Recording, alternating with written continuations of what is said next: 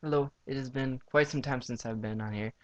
I just wanted to share with you some work that has been sitting only because I wasn't ready to fully hear it.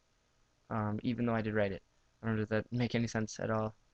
Um, this is very special work to me because it's still fresh to me. Um, yes, it's a good song. It's a good poem. I really like it.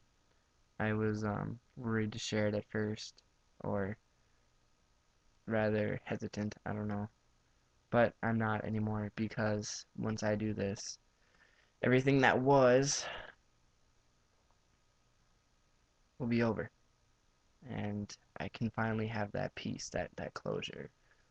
And that's a good thing. That's something that everybody needs. It's something that I needed, that I need now. Because October is going to be my fresh start on things. It's going to be where I take my new step into starting a new chapter of my life. Better chapter.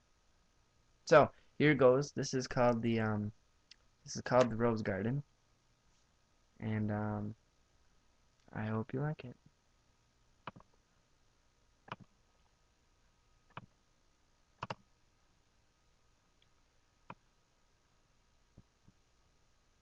I remember the garden. My enchanted rose garden was such a wonderful and bewitching place. My rose garden was a hidden place from the rest of the world, situated by a serene lake reflecting the clear blue skies and snow-capped mountains. I took you there when I first met you. We walked and talked for hours. The breeze was scented with the vast array of different roses. The tiny bees and dragonflies, they buzzed all around. I picked you a red rose. You smelled it, letting the scent fill your nostrils. I could tell no one had done this for you. I watched you close your eyes, letting just this one moment fill your heart and mind. You pricked your finger on a thorn, and I went to your rescue. I held your finger tight, and I put your finger in my mouth for only a second, unknowingly, of the seduction hidden by such a minuscule gesture.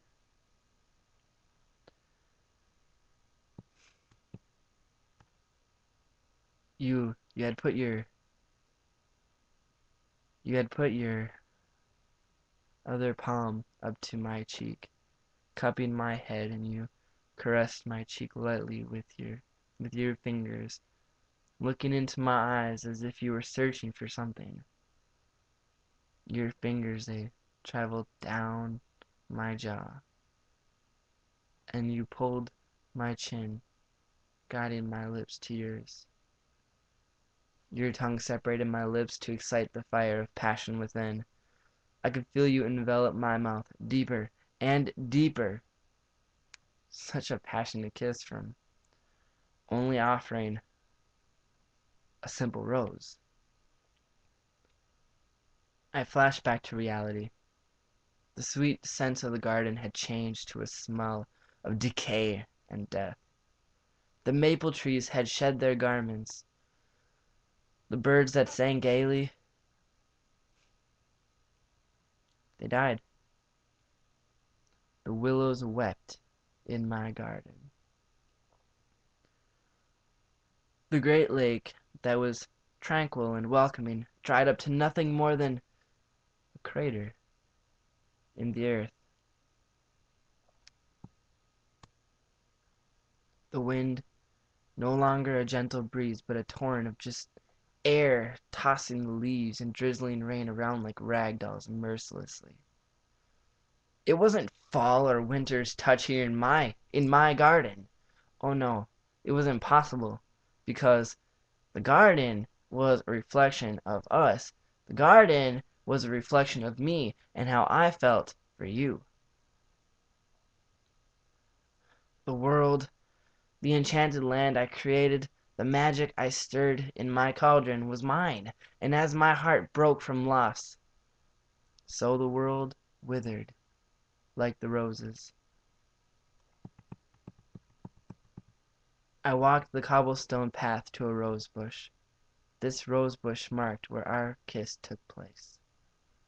The old broken stem of the rose I picked for you was still there, and next to it, among the now dead bush, was one single rose.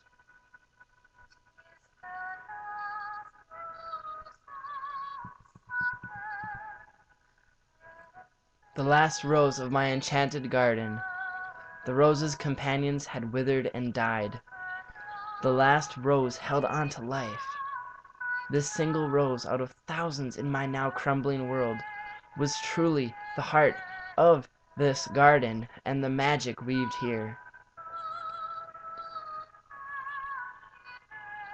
I didn't know you long. You came to me a trembling fox. I gave you something you never had or experienced before. Perhaps that's why you left. Fear compels everyone to run. A fox is a tricky creature, however, and perhaps I was simply tricked. No, I'm not gonna lie to myself. I just saw a mirage. A mirage.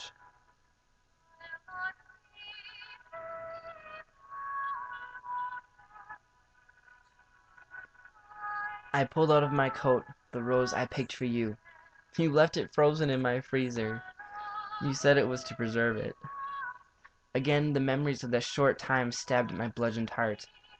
I touched my cheek with my hand, looking down at the frozen rose, desperately trying to recapture your touch. My fingers touched my lips, yearning for your perfect kiss, the kiss that lingered like an angelic aria in the clouds.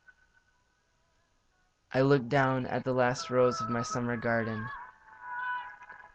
The rose started to bow its head further now, giving in and accepting its inevitable defeat.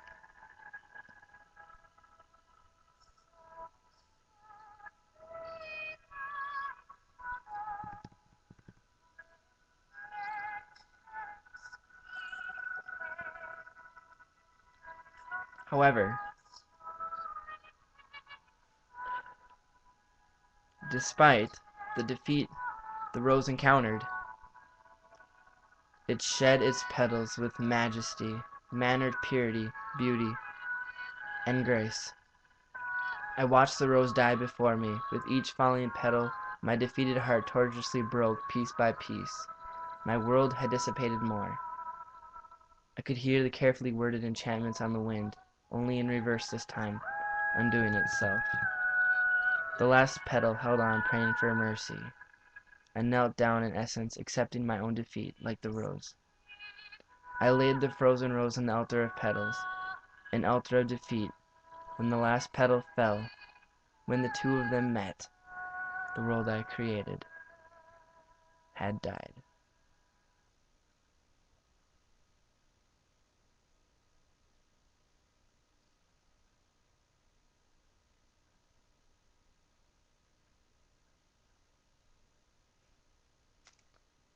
Sir, it still has its fragrance,